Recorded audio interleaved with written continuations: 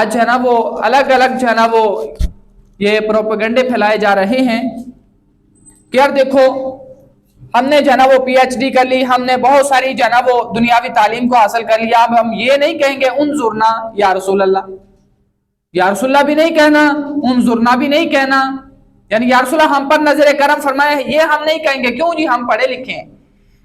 بھائی پڑھے لکھے ہونے کا کیا مطلب ہے کہ نبی پاک علیہ الصلوۃ والسلام کی بارگاہ سے بے نیاز ہو جائے۔ علامہ اقبال لندن کے اندر گئے نا تو سارے لندن سے جو ہے نا انہوں نے تعلیم حاصل کی، تعلیم حاصل کرنے کے بعد ان کی جو اسناد تھی نا ان کو وہیں پہ پھینک کے آ گئے۔ جب واپس آنا پاکستان کے اندر تو آ کر کسی نے علامہ اقبال سے پوچھا تھا، کہا اقبال بتاؤ لندن کے اندر جا کر بڑے بڑے بہک جاتے ہیں، بڑے بڑے دنیا کے اندر محو ہو جاتے ہیں اور اپنے آپ کے دل کو جو ہے نا وہ دنیا کی طرف مائل کر لیتے ہیں، اقبال تیرا دل نہیں کیا لندن کی طرف مائل ہونے کو؟ تو اقبال نے کہا خیرہ نہ کر سکا مجھے جلوہ دانش فرنگ کہ سرما تھا میری آنکھ کا خاک مدینہ و نجف۔ کہا اقبال نے کہا جس کی آنکھ اور جس کے دل کے اندر اللہ کے رسول جناب محمد مصطفیٰ کی محبت بھی ہو اور جناب علی المرتضیٰ کی محبت بھی ہو، پھر اس کے دل کے اندر لندن کی محبت نہیں آ سکتی، کہا اس کے دل کے اندر پھر دنیا کی محبت نہیں آ سکتی۔ میرے عزیز اقبال کو کبھی پڑھ کے دیکھنا، اقبال نے ہمیشہ محبت مصطفیٰ کا درس دیا ہے۔ نبی پاک صلی اللہ علیہ وسلم ارشاد فرماتے ہیں اول ما خلق اللہ القلم، کہا جی اللہ نے سب سے پہلے قلم کو پیدا کیا جس کے ساتھ جو ہے نا وہ تقدیروں کو لکھا گیا۔ دوسری حدیث ہمارے سماعت کیجئے، نبی پاک علیہ الصلوۃ والسلام ارشاد فرماتے ہیں، فرمایا اول ما خلق اللہ اللوح، سب سے پہلے اللہ تعالی نے لوح کو پیدا کیا۔ اب جب جو ہے نا وہ اسی طرح ایک اور حدیث ہے، سرکار فرماتے ہیں اول ما خلق اللہ الکرسی، تیسرے نمبر پر اللہ تعالیٰ اپنی شان کے مطابق جس کرسی پہ جلوہ فرما ہے نا، کہا اللہ تعالیٰ نے سب سے پہلے اس کرسی کو پیدا فرمایا۔ اب کرسی سے یہ والی کرسی مراد نہیں بلکہ اللہ کی شان کے مطابق جو ہے۔ اب تین حدیثیں جو ہے نا وہ تینوں ایک ہی جو ہے نا وہ صورتحال ہے۔ سب سے پہلے سرکار فرماتے قلم کو پیدا کیا، دوسری حدیث آگے سرکار فرماتے کرسی کو پیدا کیا،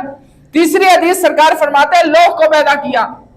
اب اقبال سے کسی نے پوچھا، کہا اقبال بتا یہ تینوں حدیثیں آپس کے اندر جناب ایک دوسرے کے مخالف ہیں، ایک دوسرے کے جناب و تضاد کے اندر آ رہی ہیں، فیصلہ کیا ہے؟ سب سے پہلے اللہ نے کس چیز کو پیدا کیا؟ تو اقبال نے کہا سب سے پہلے اللہ نے اپنے نبی کی ذات کو پیدا کیا ہے۔ کہا جی وہ کیسے؟ کہا نا لوح، سب سے پہلے اللہ تعالیٰ نے لوح کو پیدا کیا، سب سے پہلے کرسی کو پیدا کیا، سب سے پہلے قلم کو پیدا کیا، کہا فیصلہ ہی کر دیا لوح بھی تو قلم بھی تو تیرا وجود الکتاب۔ کہا اگر لوح والی حدیث کو پڑھا جائے تو اس سے مراد بھی حضور کی ذات ہے،